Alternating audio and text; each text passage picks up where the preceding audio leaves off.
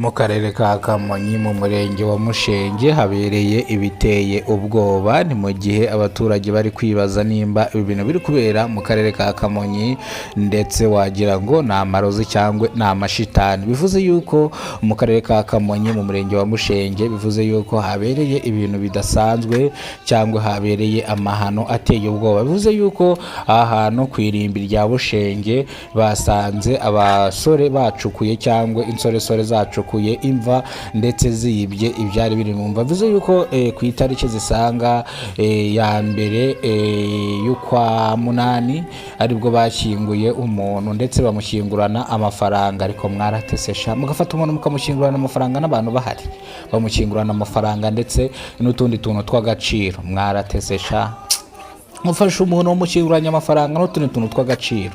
Ibi ngibi byabereye mu karere ka Kamonyi. Bivuze yuko rero umurambo basanze bacukuye. Bivuze ko rero bacukuye iby'agaciro barabitwara n'amafaranga barayatwara.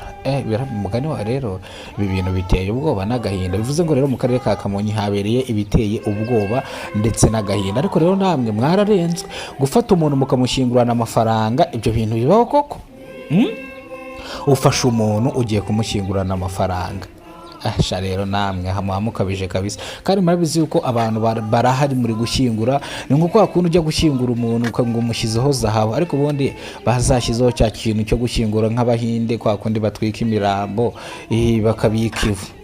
Babera yuko sinimba bivuze ko nimba ubuntu mugiye kumushyingurana amafaranga n'ubundi imva bakayiterera hejuru. Ni ukuvuga ngo imva bayicukuye mbye, barangije bikuramo amafaranga n'iby'agaciro, barangije barongera basubizamo, barongera baratabana. Ariko impamvu bano bantu nabemeye ntago bagize ngo umurambo bawujugunye cyangwa usigaye. Ni ukuvuga ngo bacukuye bakuramo ibyo bakuramo byose by'agaciro, barangije bongera baramutaba neza fresh. Gusa nyine imva bayimennye kubera yuko yari yubakishije amakaro. N'ubundi ubwo yari umubosi, nta kuntu umuntu bamukingurana amafaranga n'imyenda y'agaciro n'ibintu by'agaciro ngo babure kutamwubakira nyine ikintu kimuporaje geta nyine.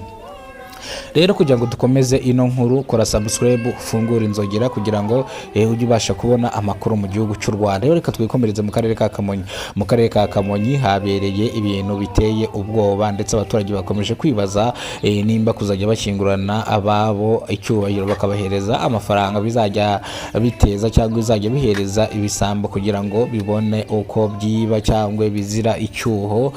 Bavuze yuko rero iyi mva yacukuwe babwiye nuko amakaro basanzwe yamenwe. Ariko kumenwa ko amakaro ntago bazi nimba neza koko mu imbere bahageze. Bivuze yuko n'abakoze bino bishobora kuba yuko ari abahanga. Bivuze yuko nimba bacukuye bakakuramo ibyo bakoramo bakongera bagataba neza fresh. Bivuze ko ubwo abantu nta banyamwuga, ibyo bakoraga barabizi. Ariko ubu ngubu ni ukuvuga ngo batangiye kongera kubaka amakaro ku gituro cya nyakwigendera. Bahambanye iby'agaciro, barangiza abantu batamenyekanye bakaza bakikuriramo ubutunzi bamushyinguranye bakongera bakamushyingura. Aba bantu ubwo ni abanyamwuga, ni abarijenti. Reka rero mbanze mbasobanurire kino kintu. Niyo mpamvu mvuze ngo reka mfata agapoze mbanze mbasobanurire.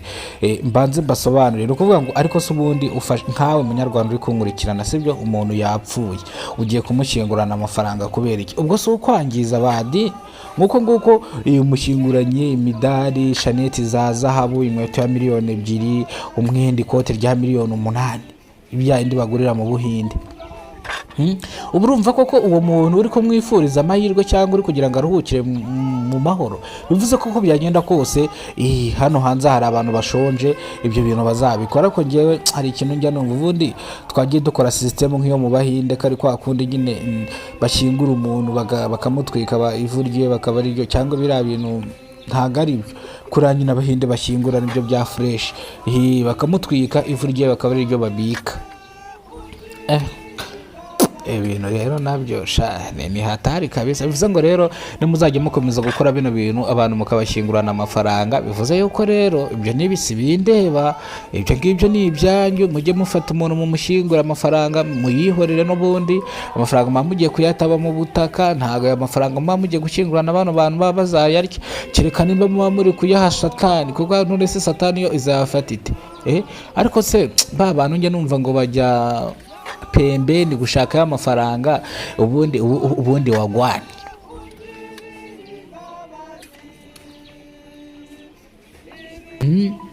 Hari akantu nigeze kumva ngo mwari mwabona ngo ambirasi irimo iranywa esase, ngese ngo mwari mwabona ngo iki kimashini ngo gicukura ngo amatuwarete cyangwa kividura amatuwarete cyakoze impanuka, ngo ariko ngo ubundi wagwani ngo ngenge iby'iyi si ngo mbabona nyine natwe hari ibintu tuba tubona bidahura, kuko iyo ufashe umuntu ukamushyingurana amafaranga buriya uba umuroshye, ni nko kumushyira mu manga, kubera yuko ya mafaranga hari abantu bayashaka bashonje.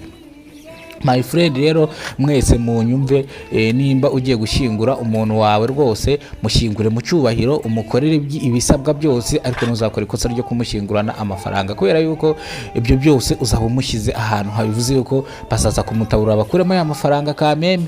Bivuze ngo rero gutyo no gukurura ubusambo, bivuze ngo rero mwiga isomo, bivuze ngo mwumvise ukuntu byagenze, umuntu bamutaburiye bakamukuramo amafaranga bamushyinguranye ndetse n'iby'agaciro, bakongera bakamutaba neza fresh. Bivuze ngo rero nicyo kintu nashaka kubabwira, cyangwa niyo nkuru nari nabateguriye kuri Kidasamura TV Rwanda.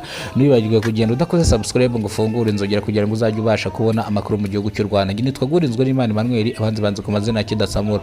Wakoze subscribe uruwa gaciro, ibyo tugezeho rero tubikesha, ni nayo tugushimira kuri support yawe ku nkunga yawe.